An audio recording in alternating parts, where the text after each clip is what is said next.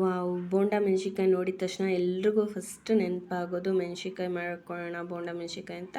But ಇವತ್ತು ಈ ಮೆಣಸಿನ್ಕಾಯಿನ ಯೂಸ್ ಮಾಡಿಬಿಟ್ಟು ನಾನೊಂದು ಒಳ್ಳೆ ರೆಸಿಪಿನ ನಿಮಗೆ ತೋರಿಸ್ತಾ ಇದ್ದೀನಿ. ನಿಜವಾಗ್ಲೂ ತುಂಬ ಅಂದರೆ ತುಂಬ ಟೇಸ್ಟಿಯಾಗಿರುತ್ತೆ. ನನಗಂತೂ ಇದು ತುಂಬಾ ಇಷ್ಟ ಆಗುತ್ತೆ. ಬನ್ನಿ ಇವತ್ತಿನ ವಿಡಿಯೋದಲ್ಲಿ ನಾನು ಇದನ್ನು ಮಾಡೋದು ಹೇಗೆ ಅಂತ ತೋರಿಸ್ತಾ ಇದ್ದೀನಿ. ಹಾಯ್ ಹಲೋ ಎಲ್ರಿಗೂ ವೆಲ್ಕಮ್ ಟು ಮೈ ಚಾನಲ್. ಇವತ್ತು ಬಜ್ಜಿ ಮೆಣಸಿನ್ಕಾಯಿನ ಯೂಸ್ ಮಾಡಿಬಿಟ್ಟು ಒಂದೊಳ್ಳೆ ರೆಸಿಪಿನ ತೋರಿಸ್ತಾ ಇದ್ದೀನಿ. ಅನ್ನ, ಚಪಾತಿ, ರೊಟ್ಟಿ, ದೋಸೆ ಏನಾದರೂ ಇರಲಿ, ಮನೇಲಿ ಏನೇ ಅಡುಗೆ ಮಾಡ್ತಾಯಿದ್ರು ಸೈಡ್ಗೆ ಟೇಸ್ಟಿಗೆ ಏನಾದರೂ ಬೇಕು ಅಂತ ಇರುತ್ತೆ. ಈ ಮೆಣಸಿನ್ಕಾಯಿನ ಯೂಸ್ ಮಾಡಿಬಿಟ್ಟು ನಾನಿವತ್ತು ನಿಮಗೊಂದು ಒಳ್ಳೆ ಟೇಸ್ಟಿ ಸೈಡ್ ರೆಸಿಪಿನ ತೋರಿಸ್ತಾ ಇದ್ದೀನಿ. ಅದಕ್ಕೆ ಬೇಕಾಗಿರೋದು ಜೀರಿಗೆ ಮತ್ತು ಹುಣಸೆ ಹಣ್ಣು ನೆನೆ ಇಟ್ಟಿದ್ದೀನಿ. ಹಾಗೆ ಒಂದು ಬೌಲಷ್ಟು ಶೇಂಗಾ, ಒಂದು ಬೌಲು ಕಡಲೆ, ಹಾಗೆ ಒಂದು ಸ್ವಲ್ಪ ಬೆಲ್ಲ ತೊಗೊಂಡಿದ್ದೀನಿ. ಹಾಗೆ ಬೆಲ್ಲನ ಕುಟ್ಟಿ ಇಟ್ಕೊಂಡಿದ್ದೀನಿ. ಮತ್ತು ನಾನು ಸಣ್ಣುಪ್ಪು ತೊಗೊಂಡಿದ್ದೀನಿ. ಸಣ್ಣುಪ್ಪು ರುಚಿಗೆ ತಕ್ಕಷ್ಟು ಯೂಸ್ ಮಾಡ್ಕೋಬೋದು. ಮಾಡೋದು ಹೇಗೆ ಅಂತ ನೋಡ್ಬಿಡೋಣ. ನೋಡಿ, ಮೆಣಸಿನ್ಕಾಯಿನ ನೀಟಾಗಿ ತೊಳೆದು ಇಟ್ಕೊಂಡಿದ್ದೀನಿ. ನಾನು ಮಧ್ಯಕ್ಕೆ ನೀಟಾಗಿ ಸ್ಟ್ರೈಟ್ ಲೈನಿಗೆ ಇದು ಮಾಡಬೇಕು. ನೋಡಿ, ಈ ಥರ ಓಪನ್ ಆಗಬೇಕು ನೀಟಾಗಿ, ಅದು ಪೂರ್ತಿಯಾಗಿ ಓಪನ್ ಮಾಡಬೇಕು. ಆಮೇಲೆ ಸ್ಟ್ರೈಟ್ ಲೈನಲ್ಲಿ ಕಟ್ ಮಾಡಬೇಕು. ಕಟ್ ಮಾಡ್ಕೊಳುವಾಗ ಸ್ವಲ್ಪ ನಿಧಾನಕ್ಕೆ ಕ್ರಾಸಾಗಿ ಕಟ್ ಮಾಡ್ಕೊಂಡ್ರೆ ಫಿಲ್ಲಿಂಗ್ ಮಾಡೋಕ್ಕೆ ನೀಟಾಗಿ ಬರಲ್ಲ, ಮತ್ತು ಫಿಲ್ಲಿಂಗ್ ಮಾಡಿದ್ದೆಲ್ಲ ಹೊರಗೆ ಬಂದುಬಿಡುತ್ತೆ. ಆದಷ್ಟು ಸ್ವಲ್ಪ ಶಾರ್ಪಾಗಿರೋವಂಥ ಚಾಕುನ ಬಳಸ್ಕೊಳ್ಳಿ. ಹಾಗಾದರೆ ನಿಮಗೆ ಸ್ಟ್ರೈಟ್ ಲೈನ್ ನೀಟಾಗಿ ಬರುತ್ತೆ. ಆಮೇಲೆ ಕಟ್ ಮಾಡುವಾಗ ಸ್ವಲ್ಪ ಹುಷಾರಾಗಿ ಕಟ್ ಮಾಡಿ. ಹಾಗೆ ನಾನು ಇಲ್ಲಿ ಮೆಣಸಿನ್ಕಾಯ್ದು ಬೀಜ ತೆಗಿತಾ ಇಲ್ಲ, ಯಾಕಂದರೆ ನನ್ನ ಮೆಣಸಿನ್ಕಾಯಲ್ಲಿ ಅಷ್ಟೊಂದು ಬೀಜ ಇರಲಿಲ್ಲ ಒಳಗೆ. ಹಂಗಾಗಿ ಸ್ಪೈಸಿ ಬೇಕಲ್ವ ಸ್ವಲ್ಪನಾದರೂ, ಹಂಗಾಗಿ ನಾನು ಬೀಜ ಏನು ತೆಗ್ದಿಲ್ಲ. ನೋಡಿ, ಈ ಥರ ಸ್ಟ್ರೈಟ್ ಲೈನ್ ಕಟ್ ಮಾಡ್ಕೋಬೇಕು. ಈ ಥರ ನೀಟಾಗಿ ಓಪನ್ ಆಗಬೇಕು. ಅದು ಬೀಜ ಜಾಸ್ತಿ ಇತ್ತು ಅಂತಂದರೆ ನೀವು ಸ್ವಲ್ಪ ಬೀಜ ತಕ್ಕೋಬೋದು. ಖಾರ ಇಷ್ಟ ಆಗಲ್ಲ ಅನ್ನೋರು. ನನ್ನ ಮೆಣಸಿನ್ಕಾಯಿ ತೊಗೊಂಡಿರೋದ್ರಲ್ಲಿ ಅಷ್ಟು ಸ್ಪೈಸಿ ಇಲ್ಲ ಅದು, ಹಂಗಾಗಿ ನಾನು ಹಾಗೆ ಬಿಟ್ಟಿದ್ದೀನಿ.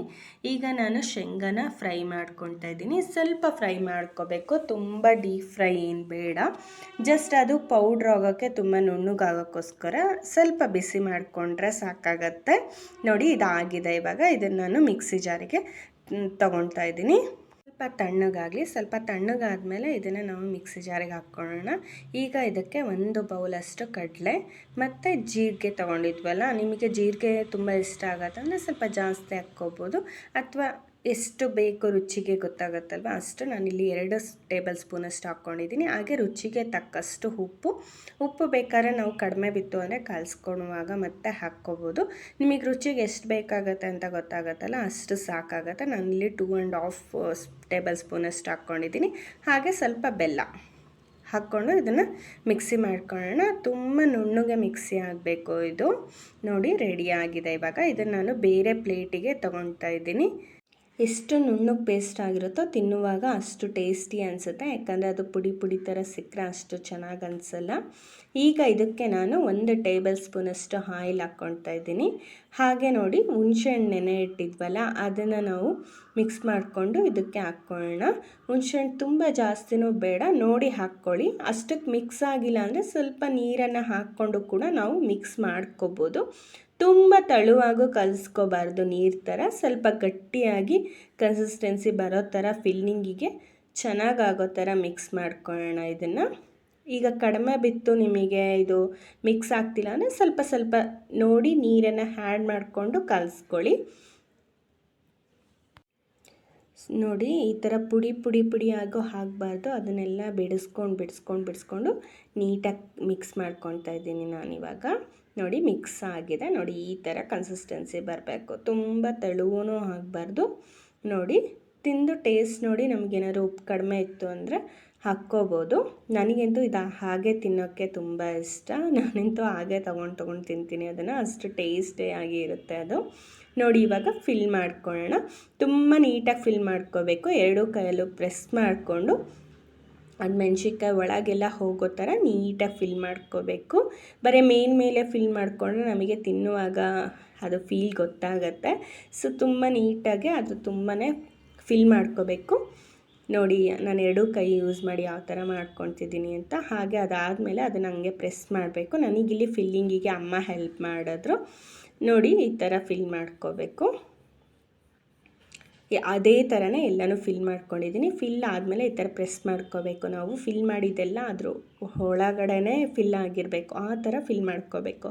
ಆವಾಗ ಅದು ನಮಗೆ ತುಂಬ ಚೆನ್ನಾಗಿ ಅನಿಸುತ್ತೆ ತಿನ್ನುವಾಗ. ಈಗ ಇದೆಲ್ಲನೂ ನಾನು ಫಿಲ್ ಮಾಡ್ಕೊಂಡಿದ್ದೀನಿ. ಆಲ್ಮೋಸ್ಟ್ 1 ಕಪ್ಪಷ್ಟಕ್ಕೆ ನನಗೆ 11 ಮೆಣಸಿನ್ಕಾಯಿಗೆ ಫಿಲ್ಲಿಂಗ್ ಆಗಿತ್ತು ಅದು. ಈಗ ಇದನ್ನೆಲ್ಲ ಫ್ರೈ ಮಾಡ್ಕೊಳ್ಳೋಣ. ಅಷ್ಟೂ ನಾನು ಬಾಣಲಿಗೆ ಡಂಪ್ ಮಾಡ್ಕೊತಾ ಇದ್ದೀನಿ. ಆಲ್ಮೋಸ್ಟ್ 11-12 ಮೆಣಸಿನ್ಕಾಯಿ ಅಷ್ಟು ನನಗೆ ಆಗಿತ್ತು ಅದು ಇಟ್ಟು. ನೋಡಿ, 1 ಬೌಲಷ್ಟು ಶೇಂಗಾದಲ್ಲಿ ನಾವಿಷ್ಟು ಮಾಡ್ಕೋಬೋದು. ಒಬ್ಬರಿಗೆ ನನಗಂತೂ ಇದು 1-2 ತಿಂದರೆ ಸಾಕನ್ಸಲ್ಲ. ನನಗೆ ತುಂಬಾ ಇಷ್ಟ ಇದು. ಅನ್ನದ ಜೊತೆಗೆ ಅಂತೂ ತುಂಬಾ ಚೆನ್ನಾಗಿರುತ್ತೆ. ಹಾಗೆ ಮುದ್ದೆ ಏನೇ ಮಾಡಿಕೊಂಡ್ರೂ ಸೈಡ್ಸಿಗೆ ತುಂಬ ಚೆನ್ನಾಗಿರುತ್ತೆ. ಇದಕ್ಕೆ ನಾನೀಗ ಸ್ವಲ್ಪ ಆಯಿಲ್ ಹಾಕ್ಕೊಂಡು ಟರ್ನ್ ಮಾಡ್ತಾ ಫ್ರೈ ಮಾಡ್ಕೋಬೇಕು ನೀಟಾಗೆ. ಏನೇ ಅಂದರೂ ಫಿಲ್ ಮಾಡಿದ ಸ್ವಲ್ಪನಾದರೂ ಹೊರಗೆ ಬರುತ್ತೆ. ಹಂಗಾಗಿ ನಾನಿದು ಫೋರ್ಕ್ ಯೂಸ್ ಮಾಡಿದ್ದೀನಿ ಇಲ್ಲಿ ಟರ್ನ್ ಮಾಡೋಕ್ಕೆ. ನೋಡಿ, ಆಲ್ಮೋಸ್ಟ್ ರೆಡಿ ಆಗಿದೆ. ಎಷ್ಟು ಟೇಸ್ಟಿಯಾಗಿ ಬಂದಿದೆ ಅಂದರೆ ನಮ್ಮ ಮನೇಲಂತೂ ಇದು ತುಂಬಾ ಇಷ್ಟ ಎಲ್ರಿಗೂ.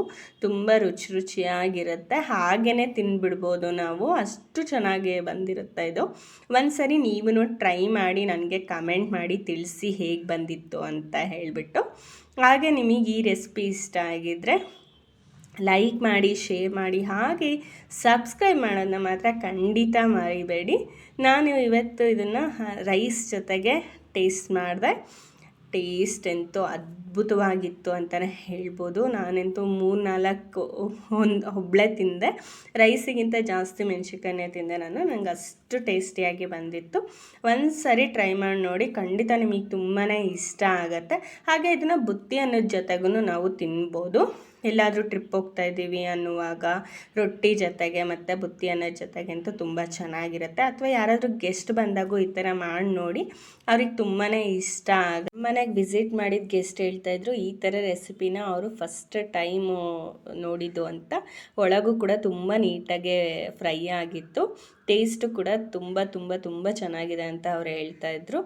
ನೀವು ಒಂದ್ಸರಿ ಟ್ರೈ ಮಾಡಿ, ಎಂಜಾಯ್ ಮಾಡಿ ಅಂತ ಹೇಳ್ತಾ ಥ್ಯಾಂಕ್ ಯು ಫಾರ್ ವಾಚಿಂಗ್. ಮತ್ತೆ ಸಿಗೋಣ ನನ್ನ ನೆಕ್ಸ್ಟ್